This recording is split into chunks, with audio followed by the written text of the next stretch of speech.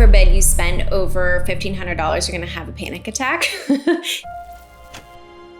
Hi, and welcome back to the Litchfield Media YouTube channel. I'm Melissa Litchfield, CEO and founder of Litchfield Media, a digital advertising agency.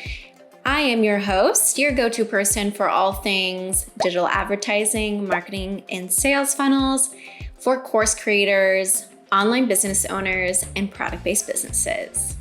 All right, today I'm super excited. This is probably gonna be a short and sweet one, but I wanted to give you some tips on how you can save money on advertising, specifically meta ads, but I'm sure you can apply these to other platforms as well. First tip I have for you is kind of obvious, but you'd be surprised how many people don't do this. Check your ad account daily. I can't explain to you how many times people have come to me and said, my ad spent, $500 without me even knowing or without my approval. Well, when you set up your ad account and you set up the budget, you can either do like a lifetime budget, you can do a daily budget, you can even do an overall campaign budget, or you can do an ad set budget campaign. If you set that daily budget, it's fairly easy to calculate how much you're expected to spend over the next 30 days. And typically, there's like a little notification, like a little message when you set up your daily spend for your campaign on how much you're going to approximately spend on that particular campaign. So don't forget to log into Meta Ads Manager or log into any of the other ad platforms that you're running and check your ads. That's the easiest way to reduce overspend on ads, unnecessary ads, right? Number 2, the tip for you on how to save money is to use budget limits. So there's an actual way that you can put an overall cap or spending limit on the entire account. I don't necessarily recommend this, but let's just say for whatever reason, God forbid you spend over $1,500, you're gonna have a panic attack.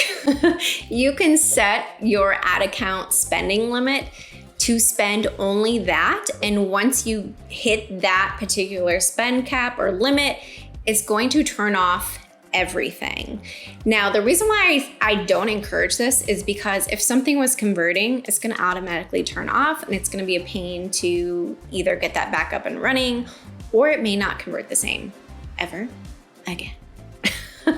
Hold the phone, you guys. I have a free resource for you. If you're watching this video, you want to click the link above or below to get this free 7-day nurture email sequence template. I even printed it out. It's about 13 pages long. There's specific sections where it's highlighted so you can customize and tweak the template to sound like yourself. That is important. We want the messaging to sound like you, but this template will get you started. It also comes with a 20-minute training from yours truly, mapping out the entire strategy behind building your first lead gen email sequence funnel. And I'm also giving you a free Show It landing page template. If you're a Show It user, I'm a big fan, so you'll get that too. So click the link above or below somewhere around this video to snag your free copy of the email sequence template, the 20-minute training, and the Show It landing page template. All right, my 4th tip for you on how you can save money inside of your Meta Ads account is to do the double dip lead gen ad strategy. So this means that we're double dipping in our leads. So meaning, for example, how I can explain this, the most simplest way is that after somebody opts into something for free, right? They usually are giving some sort of information to you in exchange for something for free that they download or they can watch later, or some sort of template that they have downloaded for free. After they opt in for that first free thing, you can offer them something else for free as a secondary opt-in.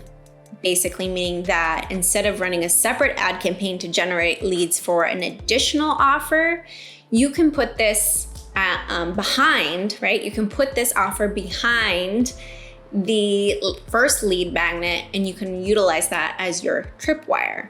So on the confirmation page, instead of it saying, thank you, go check your email, it would be inviting them to something else for free, or this could be a paid offer, which is a great segue into the 5th and final tip on how you can save money inside of your Meta ad account and other ad accounts for that matter.